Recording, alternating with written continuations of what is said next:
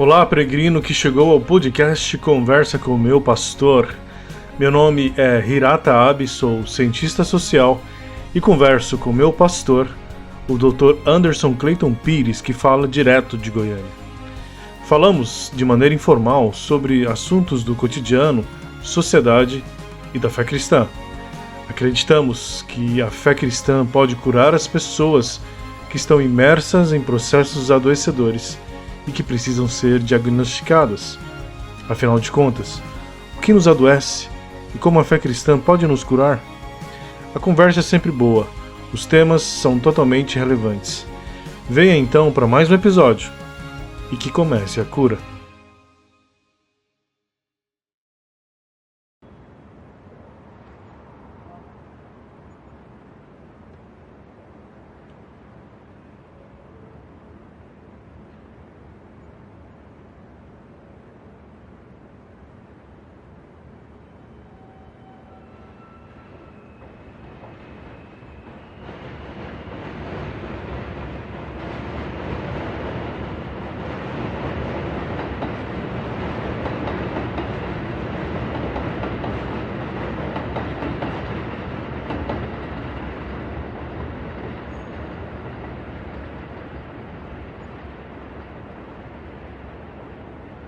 Olá, peregrino, você está no 10º episódio do podcast Conversa com meu pastor, comigo, Hirata Abe, aqui de Roca Sales, Rio Grande do Sul, que converso com meu pastor, o Dr. Anderson Clayton Pires, direto de Goiânia.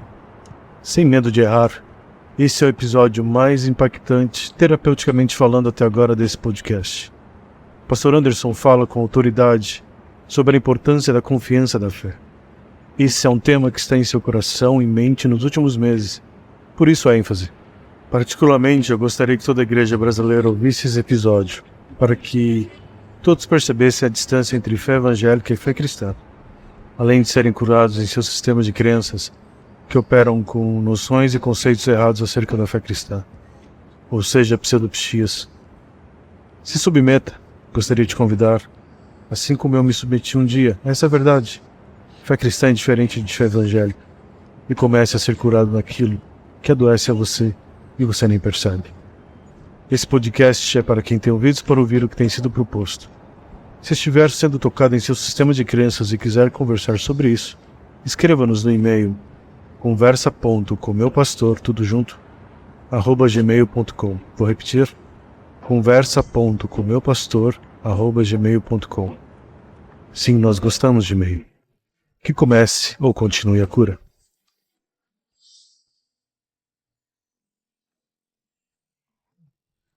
É um que ele faz assim com a mão e coloca sal.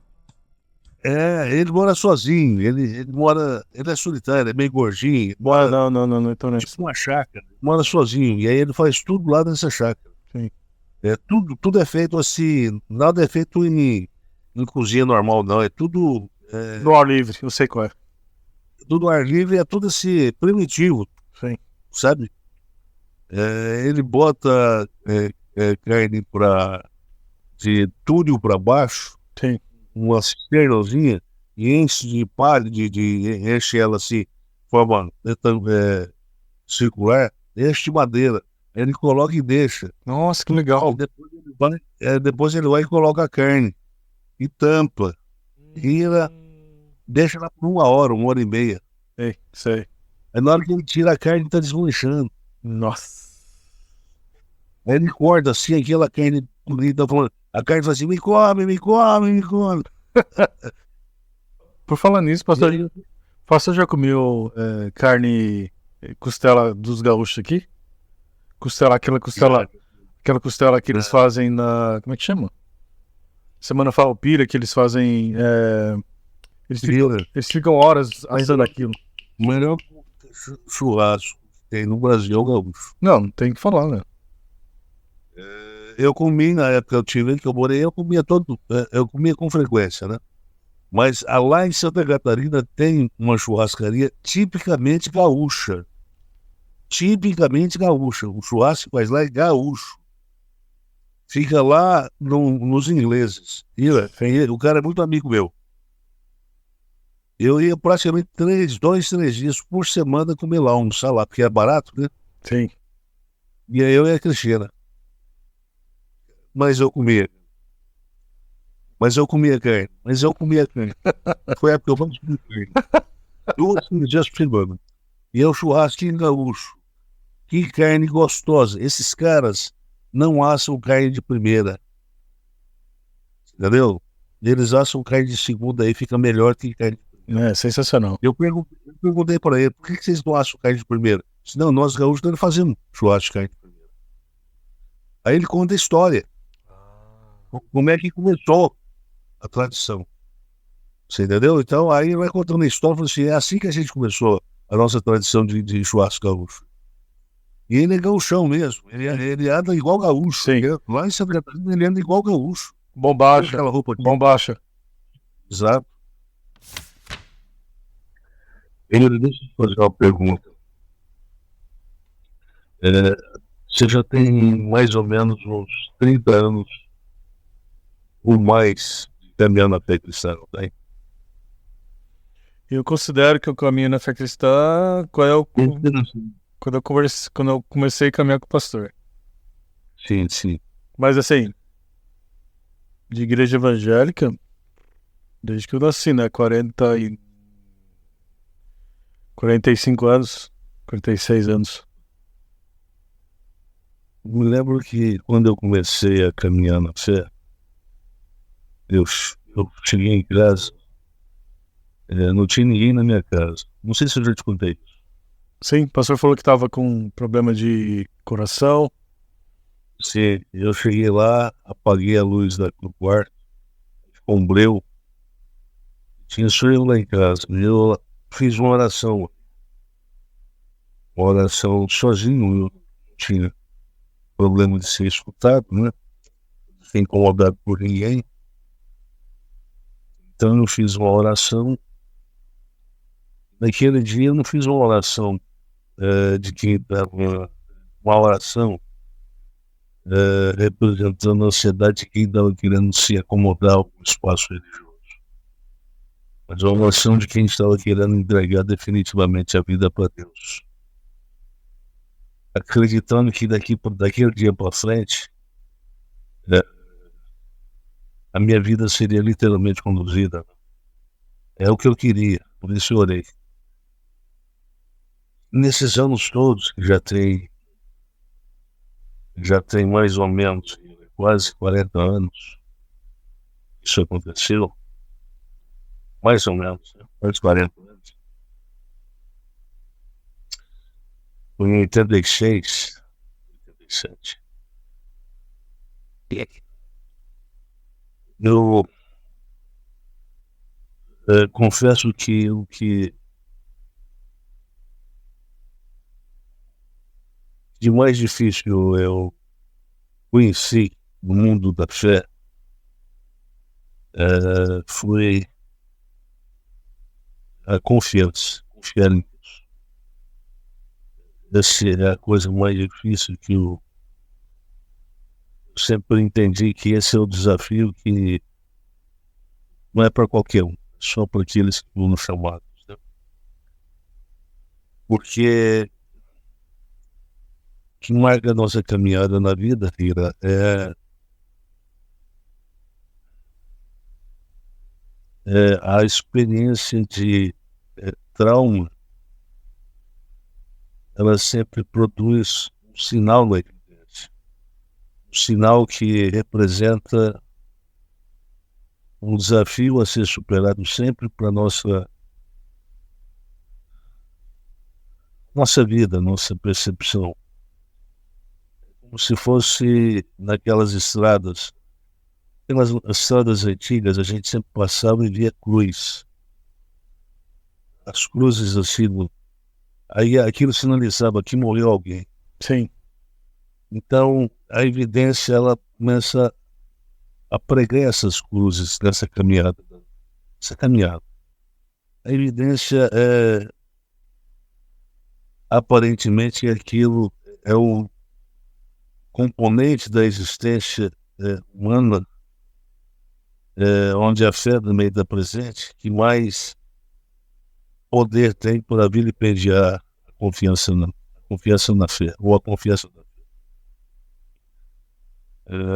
fé. Trauma, sempre do trauma nasce memórias que são difíceis de ser apagadas ao longo da vida. Sim. Então, você caminha com algumas memórias por anos, 5, 10, 15, 20, 30 anos. Então, as memórias, elas são alertas, servem de alertas para dizer, olha, cuidado, você nunca tem a garantia de que tem força suficiente para atravessar esse caminho, essa jornada.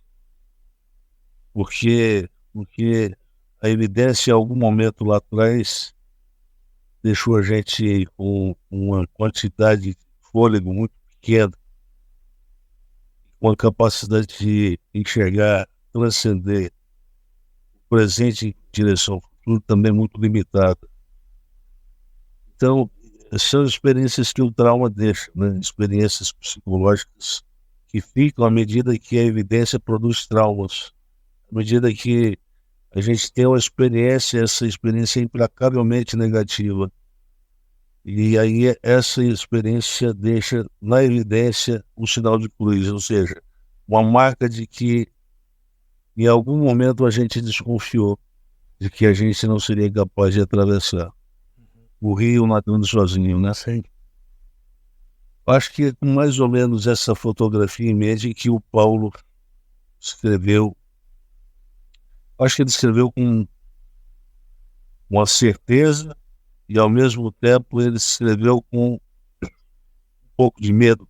Medo e a certeza de que eu disse para você antes da gente começar que falar coisas para as pessoas dessa região e agora se tornou muito difícil. Sim. Eles estão sob o efeito de um trauma que é um trauma muito grande, né? Para aqueles que perderam filhos pequenos, para aqueles que perderam seus pais, para aqueles que perderam familiares inteiros, né? Quer dizer, a memória, superar tudo isso não vai ser fácil, né? Por isso que alguns saem daí, por isso que alguns migraram do Rio Grande do Sul, não querem nem saber para onde vão. Oh. Eles só não querem mais olhar para o Rio Grande do Sul, porque o Rio Grande do Sul, estar nessa região, vai produzir a experiência negativa, a memória. Vai trazer a memória justamente aquilo que tira a esperança, não aquilo que dá a esperança, né? E o Paulo, ele escreveu que Deus trabalha em todas as coisas, né? Deus trabalha todas as coisas para efetuar o bem, para conduzir o bem a vida de todos aqueles que confiam nele. Seria mais ou menos essa a tradução daquele capítulo 8, versículo 28 de Romanos. Essa expressão, Deus trabalha em todas as coisas, é porque Deus ali naquele texto aparece como sujeito. Mais do que isso, por muito tempo a gente pensou que naquele texto não havia sujeito definido, né? Mas há um bom sujeito definido. Esse sujeito definido é a providência, né? Deus trabalhando em situações complicadas como essa, por exemplo, que o pessoal está passando aí. Sim. Situações em que nem sempre um bom argumento é suficiente para convencer de que Deus está no controle. Por quê? Porque o capital da confiança está muito baixo, de quase todos. Né? Está muito baixo, muito baixo.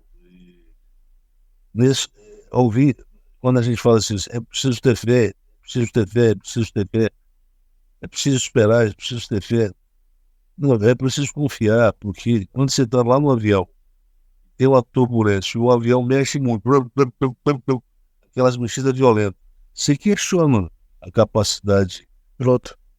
do comandante, do comandante. Naquele momento você questiona, não adianta dizer que não questiona, Esse cara não vai dar conta de segurar esse avião. É a primeira coisa que você pergunta, você pensa. Esse cara não vai dar conta de segurar isso. Esse avião vai cair. Por quê? Porque a experiência que você teve, ela produziu eu diria, uma percepção tão negativista da realidade, que isso é como se fosse aquela marca que se deixa, aquela marca quente que se deixa na pele do cavalo e do gato, né? Do animal marcado. Aquela coisa que vai te incomodar sempre quando você olhar, vai te incomodar, porque você vai sentir alguma coisa de ruim. Quando a gente fala, preciso confiar em Deus, preciso esperar em Deus, é complicado. Você lembra daquele versículo que tem em Lamentações, capítulo 3? Bom é aguardar a salvação do Senhor e isso em silêncio. Traduzida em miúdos, essa expressão toda significa confia em Deus. Por quê? Porque a atitude que se exige ali é de quietude. Quietude ou solicitude, né? São experiências onde você sai, se retrai, se afasta para procurar oxigênio. Um oxigênio, diria, o oxigênio da fé, oxigênio para a fé. Sim. Para você continuar respirando a favor e caminhando a favor dos indicativos que a própria fé vai apontando, né? Eu sei que quando a pessoa se apostata da fé, é porque ela não consegue mais obedecer esses indicativos da fé. Quando a fé diz, olha, aponta, é para aquela direção, ela diz, olha, eu não acredito mais nisso. Eu tive experiências tão amargas e eu desenvolvi uma incompetência para acreditar que quem caminha na fé vai ter garantia de que vai chegar até o final. Sim. Então, são experiências marcantes, né? A experiência do trauma é uma experiência que para o tempo, Cronos, paralisa o movimento do Cronos. Então, quando você tem uma experiência de trauma, você deixa de caminhar na vida. Você perde a capacidade de caminhar na vida. Você perde essa capacidade porque você tem aquela sensação de que você está lá no tempo e no ensejo em que o trauma aconteceu. E aquele trauma te atolou, produziu uma descrença tal que o seu poder de mobilidade ele praticamente foi estancado. Essa é a sensação que uma evidência que produz marcas indelevelmente negativas produz na vida de uma pessoa. E aí, essa pessoa que passou por uma marca, com experiência dessa, é chamada confiar em Deus. E aí a gente pensa, isso aí, como é que se faz isso aí? Como é que faz esse negócio? Esses dias eu estava assistindo os 10 Mandamentos e a mãe de Moisés, a mãe biológica de Moisés, ela diz o seguinte, Antônio, é preciso acreditar que Deus vai fazer.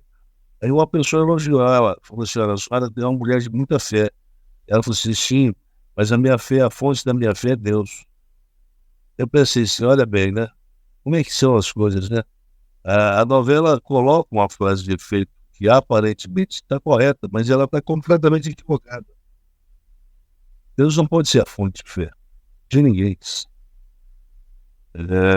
A fé, ela tem que nascer da pessoa em relação a Deus à medida que algo da parte da providência se move na experiência humana, mexe na experiência humana.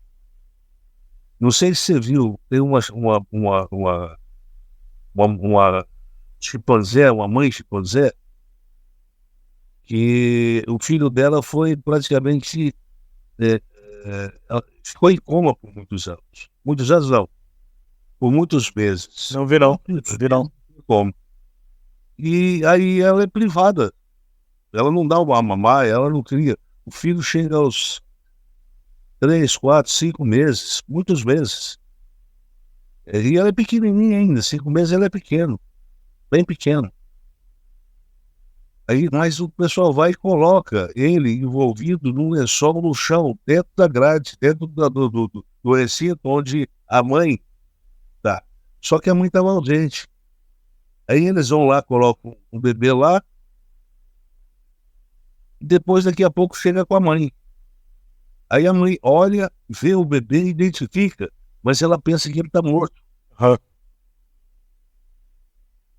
Aí ela fica olhando para ele, olhando, sabe, assim com uma certa tristeza. De repente ele faz assim com o braço. Ela pula em cima dele. Ela pula em cima dele e faz assim, e vai, sabe? Porque alguma coisa na experiência dela, foi movimentada, a providência deu um sinal, olha, não acabou, né? Quer dizer, existe vida. É como o Moisés, quando estava sendo levado, pensou que ele estava lá quando ele era novo ainda.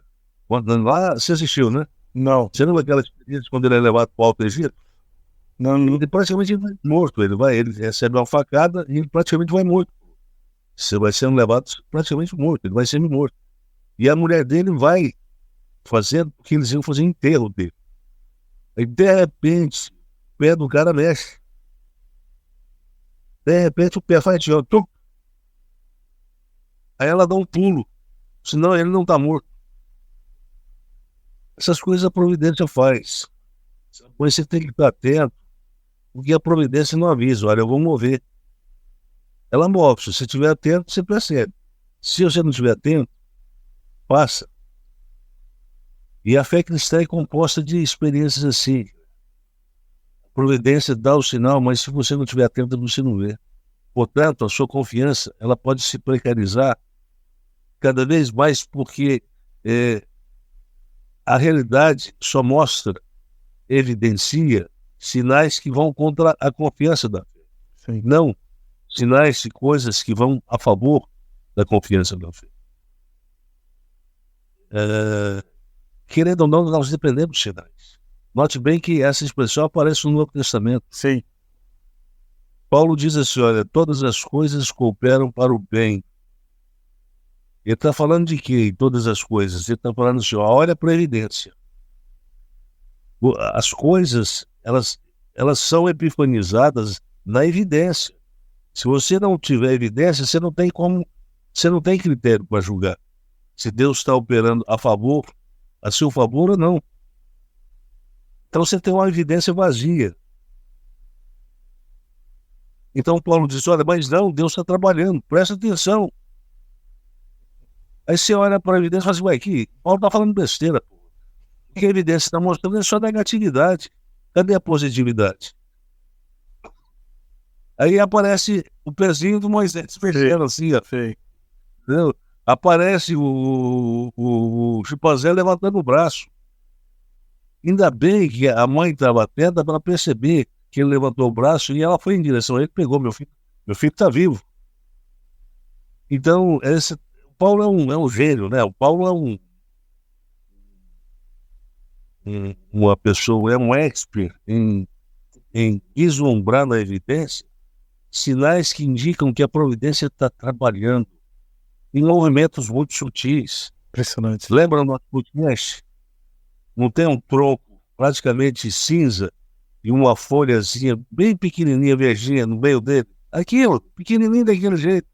É evidência de que a providência está trabalhando. Sim. Mesmo que seja pequeno, é suficiente para alimentar a confiança da fé.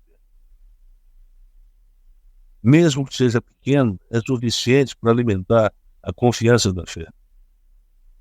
Nós não precisamos de acontecimentos muito expressivos, muito megalomaníacos, né? Não precisamos disso. Às vezes é na sutileza de pequenos movimentos que a providência dá aquele sorriso, dizendo, olha, não acabou. Nós estamos aí, desenhando. Nós estamos em movimento. Nós estamos caminhando para a direção, para a finalização. Você fala, meu Deus, mas eu estou cansado. Ele fala assim, não, mas confia. Confia que vai dar certo, vai dar tudo certo. E essa expressão, eu acho que essa interpretação que eu estou falando aqui, que eu estou fazendo aqui, tomara que quem escuta ela entenda a sutileza dela. Porque Isso é muito terapêutico, pastor. Porque é exatamente isso aí que tá. Veja bem, isso sempre foi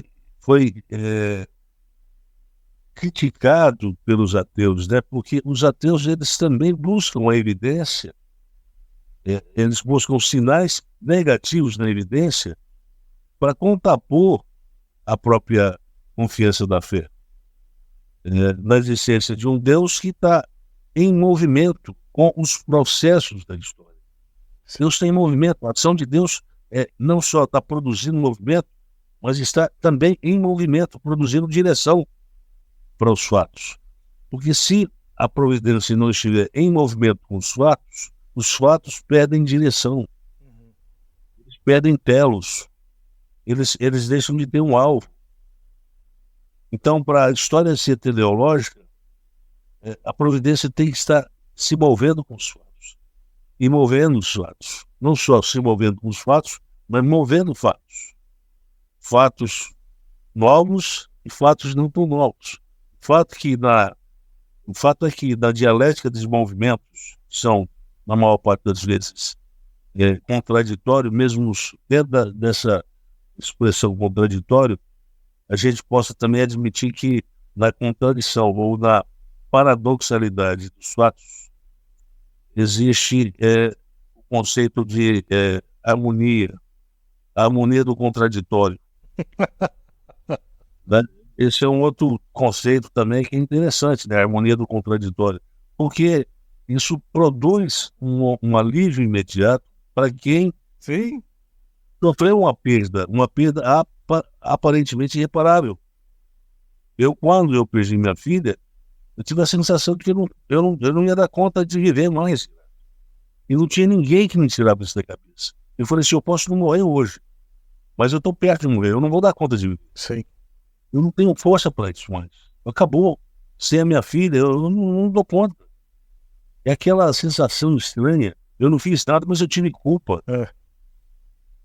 Eu não fiz nada eu tentei fazer tudo para não acontecer. Mas eu tive a culpa. Eu senti muita culpa, mas o que eu fiz? Mas ela morreu, foi culpa minha. Eu prometi que eu não ia deixar ela morrer, mas ela morreu. Eu tive culpa.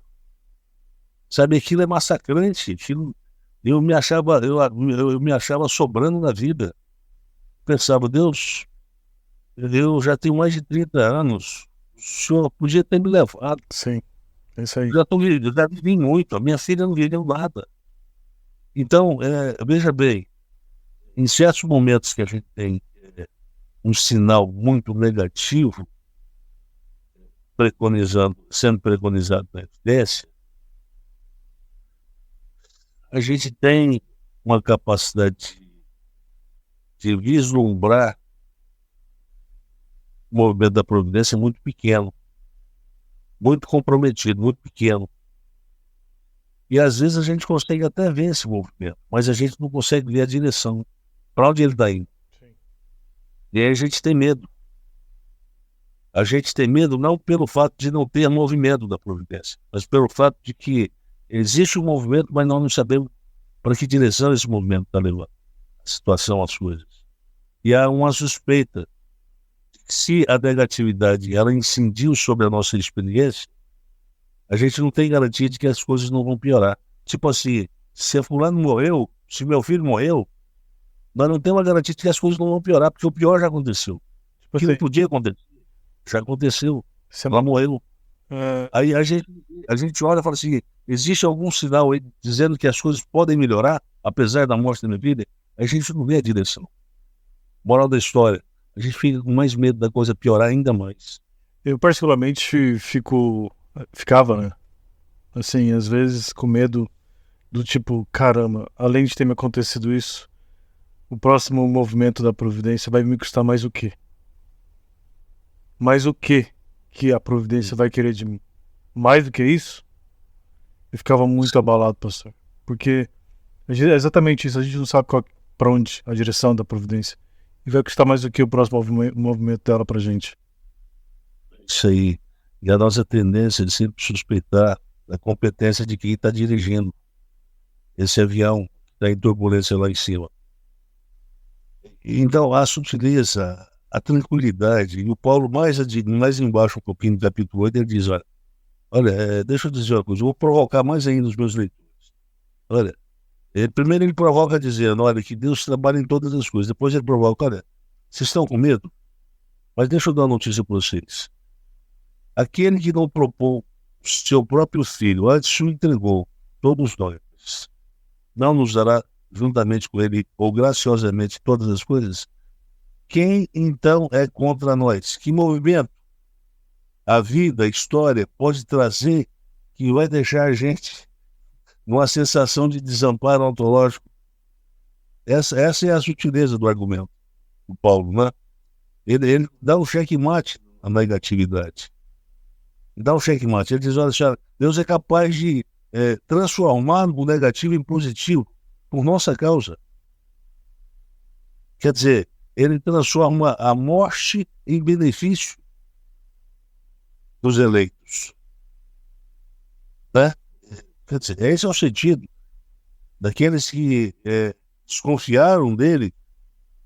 Ele não chega com a palma para meter ele não chega com a mão para dar a palmada no filho.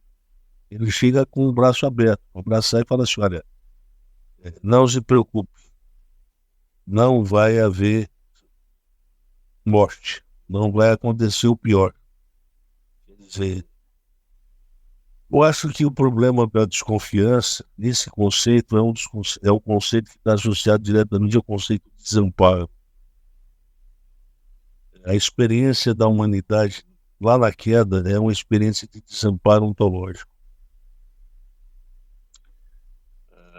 O conceito de desamparo ontológico, ele significa perdemos a capacidade de acreditar que os fatos da história têm movimento certeiro. Sim. Sem direção. Sem direção inteligente. A sensação de desamparo, sabe quando você está naquele negócio caiaque, né? Caiaque? Sim. Aquele negócio da água. Sim. Caiaque. Aqui fala caico, mas é caiaque. Sabe quando você está na água e a água vai te jogando, vai te levando, você não tem mais controle? Sim. Você não tem mais como estabelecer um controle para estabelecer uma direção para você ir. Então você se entrega. Você se entrega, você não tem o que fazer. Sim. A água está te levando, você não sabe para onde ela vai te levar. Mas você fica com medo, porque eu não sei para onde ela está me levando. Você tem medo por não saber para qual direção ela está te levando. Ela pode estar te levando para uma coisa boa, mas pode estar te levando para um abismo. E você vai cair, morrer, pronto, acabou. Essa é a sensação que Paulo quer destruir no imaginário da fé de quem está vivendo aquele momento de conflito. Porque Romanos, quando foi escrito, aquela carta foi escrita para uma comunidade que estava vivendo um conflito de fé imenso, que estava havendo existe o termo aí, feminocídio, né? Feminicídio. Feminicídio. E eu vou inventar um agora, eclesiocídio. Os caras estavam matando facinho. Os caras que frequentavam os cristãos. Eu pertenço à fé cristã, eu sou da igreja, da comunidade. Grau. Mata. Exatamente. Quer dizer, esse era um fenômeno lá do primeiro século. Então os caras não podiam nem falar que era cristão que morria. Sim. Paulo está falando para essa comunidade. Ela sendo duramente perseguida e pagando com a sua própria vida a sua confissão de fé, de confiança em Deus. Ela dizia, eu confio em Deus. O filho falava, eu confio em Deus, e vi o Estado matando a sua filha. Isso é duro. Sim. Meu Deus, eu confio no Senhor, porque não deixa matar minha filha. Não sei nem isso que a teologia de confissão positiva fala aí. Isso aí. Não, Deus não vai matar, Deus não vai permitir que mate sua filha. Mas matou, na minha frente. Eu, antes dela morrer, eu falei assim, nós precisamos confiar em Deus. Como é que é o negócio aí, papai? O senhor ainda vai continuar confiando em Deus? Minha irmã acabou de ser morta. Como é que a gente faz para resolver esse dilema agora? A carta aos Romanos é uma carta extraordinária, porque ela termina toda essa discussão com uma doxologia, né? A profundidade da riqueza, tanto da sabedoria quanto do conhecimento de Deus. Quão insondáveis são os seus juízos e inescrutáveis os seus caminhos. Quem pode Eu acho que essa é a frase mais bonita que eu já li na Bíblia. Quem pôs É a expressão poética mais bonita que a Bíblia, sabe, que foi escrita na Bíblia. Porque aqui se fala de uma aqui apresenta uma afirmação para se pensar exatamente dentro desse contexto que eu te apresentei.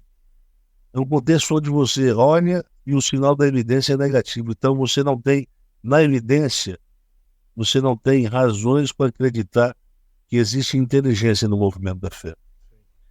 Mais do que inteligência, não existe direção. Existe teleologia. Sim. Então você é tomado pelo senso de desamparo ontológico. Desamparo é o seguinte: nós estamos perdidos. Não tem ninguém para nos salvar. Esse é o desamparo ontológico. Nós estamos desconectados de tudo e de todos. Destino ali, ó, é o fim das possibilidades. Desespero humano. É o fim das possibilidades humanas. Isso é o nosso fim. Quer dizer, a Bíblia trabalha com essa psicologia, né? Essa psicologia que ela é latente, ela é latente em expressões, em gemidos, né? O Paulo diz lá que o Espírito conhece, ele perscruta o nosso e o coração de Deus, e as nossas orações, ele transmite as nossas orações de forma de gemido para Deus, gemidos inexprimíveis. Eu me lembro disso. Eu lembro quando eu chorava muito quando eu era criança. Chorava quando eu apanhava e eu ficava chorando. Ira, no outro dia, quando eu acordava, eu fazia assim. Você já teve essa experiência? Sim. Esse gemido inexprimível. Eu tinha esse gemido e pensava, o que aconteceu comigo? Porque esse gemido só existe quando alguma coisa de ruim, eu choro muito por uma coisa de ruim que aconteceu. Eu ficava tentando lembrar do que tinha acontecido.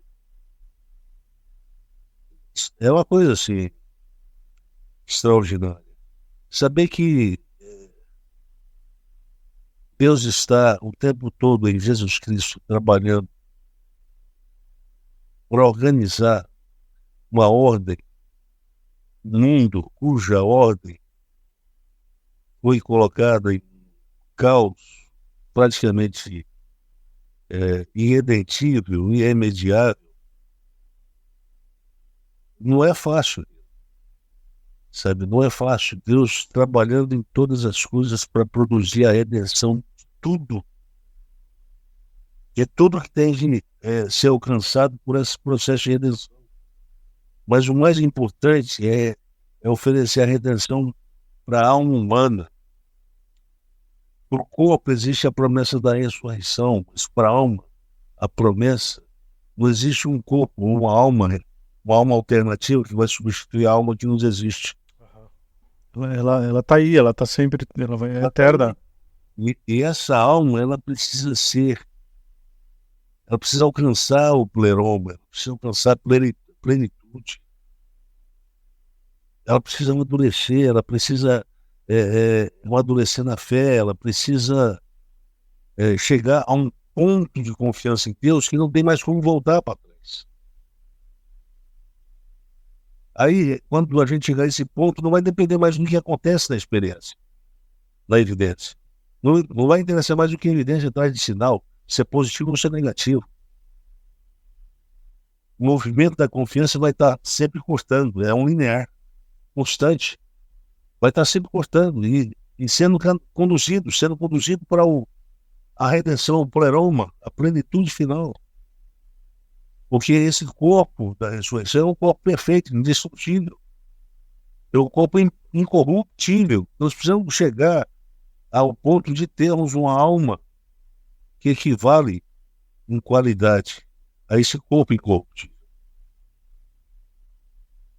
Então eu fico pensando, meu Deus, é impressionante isso. É um tema muito desafiador, um tema muito complicado, é um tema que faz cosquinha na alma da gente falar sobre ele. Sobretudo para quem está passando por experiência ruim, Sim. de aflição, de perda e etc. Eu perdi uma tia agora, lá de Uberlândia. Ela morreu uns 3, 4 dias. Ela morreu no domingo, no sábado, não sei. E minha mãe estava lá. Eu acho que ela estava tentando fazer de conta que estava realmente sofrendo pela perda. Mas eu não entendo isso. Eu acho que os filhos também não estão sofrendo a perda da mãe. Sabe por quê? Porque o nosso mundo está ficando pobre de afeto cada vez mais. E um mundo pobre de afeto é um mundo onde pessoas matam e morrem. E nada acontece, a gente não se sensibiliza. Não importa quem morre, não importa. A gente não sofre.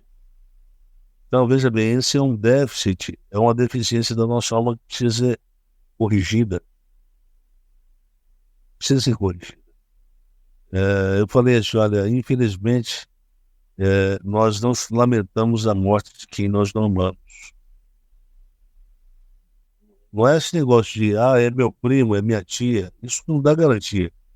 Sim. A gente tem primo e tia que a gente não tem afeto por eles. Agora a gente tem amigos que a gente tem muito afeto e a morte deles representa um problema. Paulo, quando falava de morte por essa comunidade, se tratava de morte não no sentido que nós temos hoje. É uma morte que era produzida pelo Império Romano que provocava reações imediatas, mas reações que tinham euforia de sofrimento. Por quê? Porque havia certamente a presença de um capital efetivo muito grande entre eles, uma cumplicidade, nível de cumplicidade afetiva muito grande. Então, para eles morrer ali, não era simplesmente morrer. Para eles, morrer ali significava mais do que simplesmente perder um ente querido. Lamentar a morte de quem a gente não queria que fosse embora. Que a gente não queria que nesse momento saísse de perto da gente. E a morte é isso. A morte de quem nós amamos gera essa sensação. E quando você casado com a Fábio, você está casado, está muito bom. De repente a Fábio morre. Você vai falar assim, mas por quê? Sim. Deus, por quê? Por que Deus? Justamente no melhor momento da minha vida, que eu me sentia parado, tendo a mulher do meu lado, isso é mentira. Agora, como é que vai ser? Então, essa sensação de desamparo é uma sensação que produz na gente hoje, e aí eu estou pensando sobretudo o pessoal da região do Rio Grande do Sul, produz uma desconfiança de que Deus não é tão interessado na vida humana como as religiões, os cristãos ocidentais dizem. Porque senão ele teria nos protegido de uma forma mais eficiente. E teria evitado que a gente fosse surpreendido por uma catástrofe tão grande assim. Com certeza. Agora, todos os... Essas são as perguntas, né, Rira? todas as confianças, as teorias contra Deus, contra o amor de Deus, contra o favor de Deus, estão em evidência, né? É hora do diabo, como se diz, dançar em cima. Sim. Esse texto, então, é um texto que produz uma perturbação na fé de quem acredita, quem crê. Por quê? Porque é no contexto da negatividade que o convite e a confiança em Deus sai, nasce, explode. Entende? É exatamente da cinza, do pó. É que aquela folhinha verde começa a crescer e fazer assim, opa, cheguei. Quer dizer, o pedaço da confiança, da fé, se transforma em linguagem de esperança. Isso é extraordinário. Só a fé cristã tem essa mensagem. Não existe nada, não existe nenhuma outra coisa que tenha uma mensagem tão poderosa quanto essa. Então, só a fé cristã tem isso. E eu espero que as pessoas sejam consoladas com essa mensagem. Tá? Sim. As pessoas e que vai ficar claro com o tempo que houve uma finalidade para tudo isso que aconteceu. Tá? Sim. Amém. Deus abençoe, pastor. Então, eu fiz uma reflexão mais sucinta hoje. Sim, mas foi a melhor de todas. Porque terapêutica demais, pastor. Porque quando a gente tem esse. Eu não sei qual é esse texto. Como é que é esse último texto que o pastor fala? De Romanos. Romanos capítulo 8. Não, aquele que o pastor fala. Aquele último texto que é o colorário de Romanos que o pastor falou. Capítulo 11. 11? Os 3 últimos versículos. Quem conheceu a mente do Senhor ou quem foi seu conselheiro? Quem primeiro lhe deu para que lhe recompense? Pois dele, por ele, para ele são todas as coisas. Pastor, eu sempre... Olha a direção aí. A direção aí. Os fatos têm direção. Tudo está sendo convergido para ele. Tudo converge para Deus. Nada se perde. O texto de Colossenses fala isso também, né?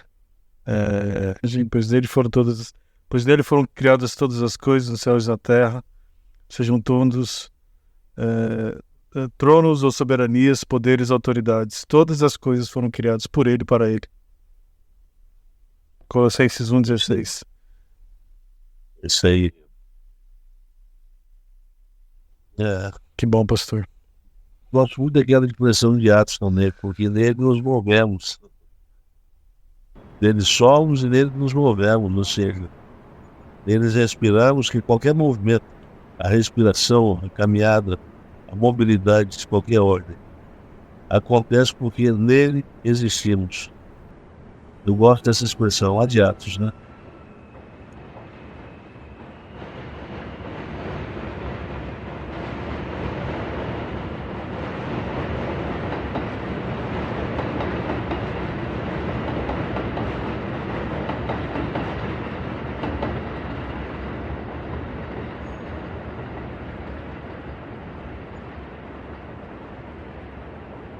Podcast Crer para Viver, com o Dr. Anderson Clayton Pires, no YouTube, Spotify, Deezer e TikTok. Jesus está dizendo, não, agora começa coisas boas. Agora a gente suspende a sentença de condenação. Abre-se um caminho para a graça. E agora o reino chega e produz vida onde existe condenação de morte. Produz cura onde há sentença de doença incurável. Produz ressurreição onde pessoas foram colocadas para dentro das tumbas e das sepulturas. Então o reino vem para modificar a realidade em termos qualitativos, tirando das trevas para as luzes.